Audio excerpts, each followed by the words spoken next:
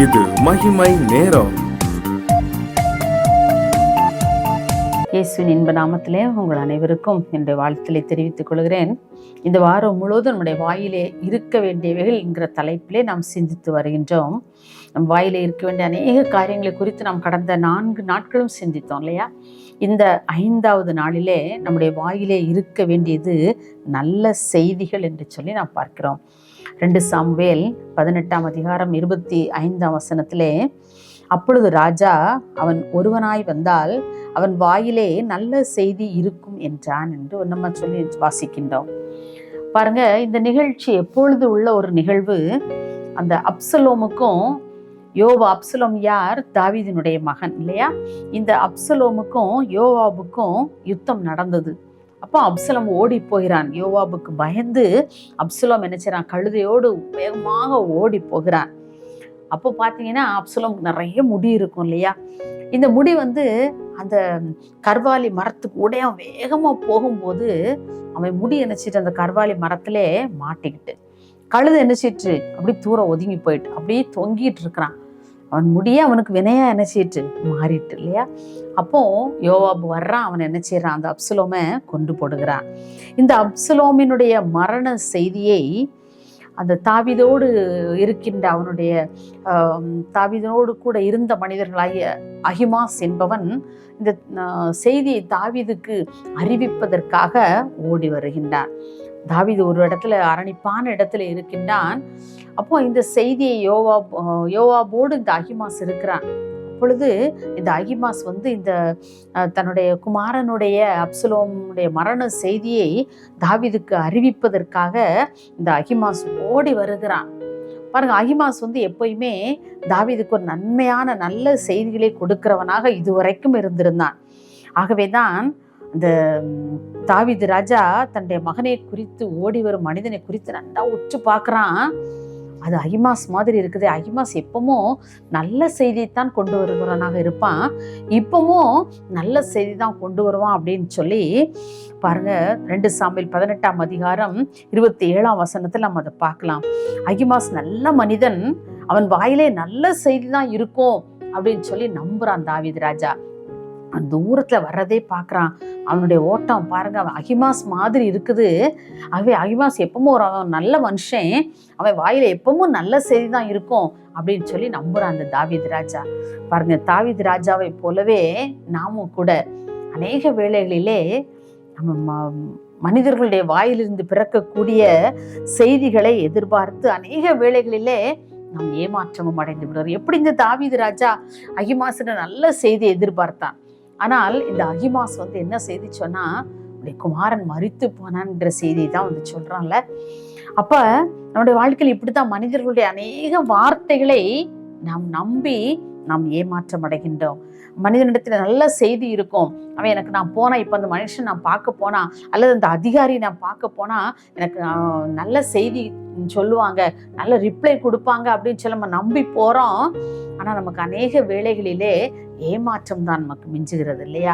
நம்ம மனிதர்களை நம்பினோம்னு சொன்னா, அவருடைய வாயின் வார்த்தைகளை நாம் நம்பினோம்னு சொன்னா நமக்கு ஏமாற்றம் தான் கிடைக்கும் நிச்சயமா.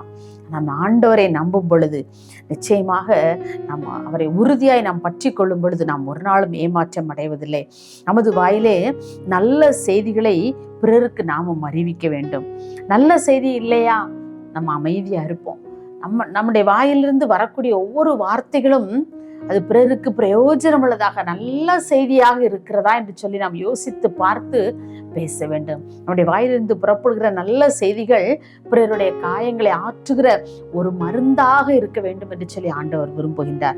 அப்படி நல்ல செய்தி உங்ககிட்ட இல்லையா, அமைதியோடு இரு. நாம் பேசுகின்ற வார்த்தைகள் மற்றவர்களை ரணமாக்கி விடாதபடி, மற்றவர்களை குற்றப்படுத்தி விடாதபடி, காயம் கட்டுவதற்கு பதிலாக காயப்படுத்துவதாக இருந்து விடாதபடி நம்முடைய வாயின் வார்த்தைகளிலே நல்ல செய்தி இருக்க வேண்டும் என்று சொல்லி ஆண்டவர் விரும்புகின்றார். பாருங்க, எண்ணாகமம் 13ஆம் அதிகாரத்திலே அந்த கானான் தேசத்தை நீங்கள் சுற்றி பார்த்து வாருங்கள் என்று சொல்லி அந்த மோசே மொத்தம் 12 கோத்திரங்கள் இல்லையா? அந்த 12 கோத்திரங்களிலே ஒவ்வொருவராய் தேர்ந்தெடுத்து அந்த 12 பேரையும் என்ன செய்றாங்க, அனுப்புறாங்க. நீங்க கானான் தேசத்தை சுற்றி பார்த்து விட்டு வாங்க, அது எப்படி இருக்கிற அந்த தேசம் நமக்கு உகந்ததா, அது இளப்பமானதா வளப்பமானதா, அங்க உள்ள கனிகள் எப்படி இருக்கிறது, அங்களுடைய மனிதர்கள் எப்படி, எல்லாம் நீங்க பார்த்துட்டு வந்து என்கிட்ட சொல்லுங்கன்னு சொல்லி மோசே அனுப்பிவிடுகிறார். அதுல 10 கோத்திரங்களுடைய மனிதர்களும் வந்து மோசே இடத்துல எப்படி துர்ச்செய்தியை பரப்பினார்கள் என்று சொல்லி நம்ம வேதத்துல வாசிக்கிறோம்ல. அவங்களெல்லாம் நம்ம கிட்ட போக முடியாது. அவங்க பார்வைக்கு நாங்கெல்லாம் எப்படி இருந்தோம் தெரியுமா? வெட்டுக்கிளிகள் மாதிரி இருந்தோம். அங்க இருக்கிறவங்கலாம் ராட்சத பிறவிகள், அவங்களால நம்ம ஜெயிக்கவே, இப்படி ஆப்போசிட்டான காரியங்களை, நல்ல துர்ச்செய்தியை தான் பேசிக்கிட்டே இருந்தாங்களே ஒழிய நம்ம அதை ஜெயிச்சிடலாம், நம்ம ஆண்டவர் நம்மோடு கூட இருக்கிறாரு அப்படிங்கிற ஒரு நல்ல செய்தி அவர்கள் என்ன செய்யல, சொல்லலை. ஆனால் அந்த யோசுவாவும் இந்த காலேபும் வந்தாங்க, வந்து மோசே இடத்துல சொன்னாங்க, நல்ல செய்தி சொன்னாங்கல்ல, நீங்க ஏன் பயப்படுறீங்க? நாம பயப்பட வேண்டிய அவசியமே இல்லை, நாம் அவர்களை எளிதாக என்ன செய்யலாம், ஜெயித்திரலாம் அப்படிங்கிற நல்ல செய்தியை கொண்டு வந்து சொன்னாங்க. பாருங்க, நம்முடைய வாழ்க்கையில் நாமும் கூட அநேக வேளைகளிலே சிலர் கஷ்டப்பட்டு வேதனையோடு இருக்கின்ற வேளைகளில் நம்மால் ஆறுதல் கூற முடியாவிட்டால் அமைதியோக நாம் இருக்க வேண்டியது அவசியம். யோபுவின் நண்பர்களை பாருங்க, யோபு எவ்வளவோ கஷ்டத்துல இருக்கும்போது அவனோடு சேர்ந்து துக்கப்படுவதற்கு அந்த 3 நண்பர்கள் வந்தாங்க. ஆனா அவனை குத்தி குத்தி பேசி பேசி பேசி அவனை ரணமாக்கி விட்டார்கள். அவனுடைய இதயம் வேதனைப்படுகிற அளவுக்கு அவர்கள் பேசுறாங்கல்ல. பாருங்க, ஆண்டவரே சொல்றார், என் தாசனாகி யோபு பேசுனது போல நீங்க எல்லாம் பேசலப்பான்னு சொல்லி அவனுடைய சிநேகரை குறித்து சொல்கிறார். நம்முடைய வாழ்க்கையிலும் கூட நம்முடைய பேசுகின்ற வார்த்தைகள் நல்ல செய்திகளாக, மற்றவருடைய காயங்களை ஆற்றுகிறதாக நம்முடைய பேச்சு இருக்கிறதா, நம்முடைய வாயின் வார்த்தைகள் இருக்கிறதா? நம்மிடத்தில் நல்ல செய்திகள் இல்லை என்று சொன்னால் நம்ம அமைதியாக இருந்து விடுவோம். நம்முடைய ஆண்டவர்கிட்ட கேட்போம், ஆண்டவரே என்னுடைய வாயிலே நல்ல செய்தியை நான் பிறருக்கு அறிவிக்கத்தக்கதான கிருபைகளை எனக்கு தாங்க என்று சொல்லி. பாருங்க, அன்றைக்கு அத்தனை 10 கோத்திரத்தாரும் சேர்ந்து அப்படித்தான் சொன்னாங்க, நம்மெல்லாம் ஜெயிக்க முடியாது, எல்லாம் அவிசுவாசமான வார்த்தைகள் தான், நல்ல செய்தியே இல்லை, அந்த துர்ச்செய்தி என்று சொல்லி வேதாகமத்தில் வாசிக்கின்றோம். பாருங்க, ஆனால் அந்த யோசுவாவும் காலேபும் மிக அருமையான நல்ல செய்தியை கொண்டு வந்து மோசே இடத்துல சொன்னாங்க. அன்றைக்கு இஸ்ரவேல் மக்களிடத்துல சொன்னாங்க, நம்ம எளிதாக போய் ஜெயிச்சிடலாம், நீங்க பயப்படாதீங்க, நாம் அவர்களை எளிதாக நாம் ஜெயித்து விடுவோம், நம்முடைய தேவனாய் கர்த்தர் நம்மோடு கூட இருக்கிறார், அவர் நமக்காக யுத்தம் பண்ணுவார், நாம் போய் அவர்களை எளிதாக ஜெயித்து விடலாம் என்கிற நல்ல செய்தி அவரிடத்துல சொன்னாங்க. அப்படிப்பட்ட நல்ல செய்திகளை நம்முடைய வாழ்க்கையில நானும் பிறருக்கு நம்முடைய வாயின் மூலமாக அறிவிப்போம்.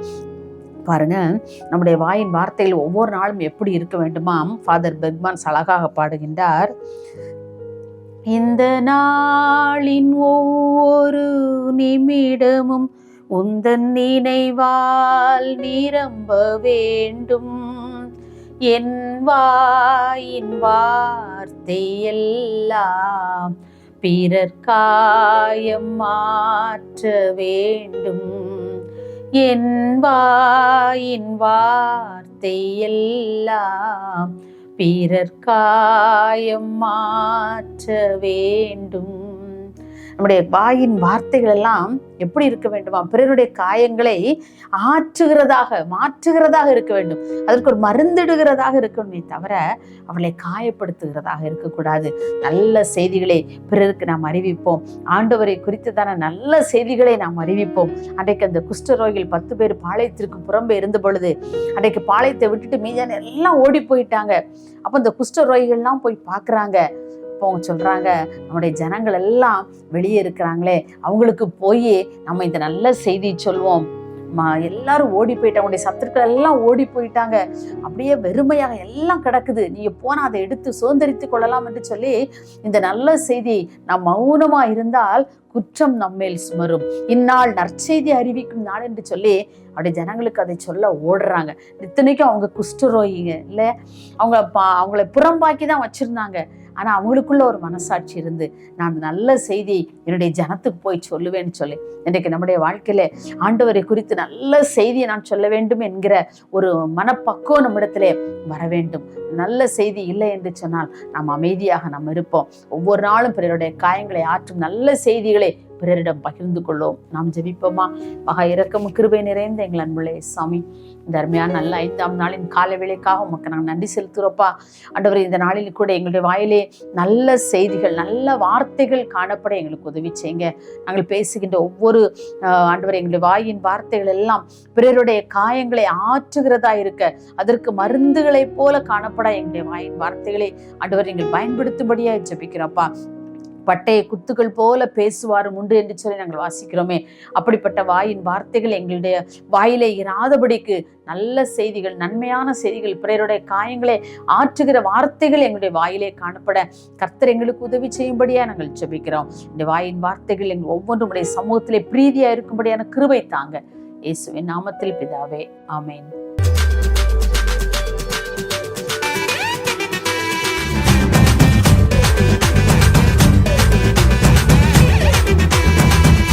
மகிமை